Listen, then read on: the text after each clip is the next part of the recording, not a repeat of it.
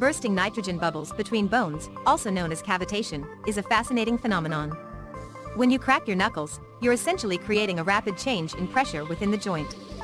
This causes nitrogen gas, which is dissolved in the synovial fluid, to form bubbles. When these bubbles burst, it produces that satisfying popping sound. But what's the effect of doing this repeatedly? Research suggests that occasional cracking is generally harmless.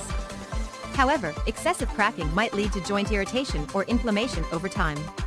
Some studies even hint that habitual knuckle crackers might experience a slight increase in joint laxity, but the evidence is still inconclusive. So, while that pop might feel good in the moment, moderation is key. Enjoy the sound, but don't overdo it. Your joints will thank you in the long run.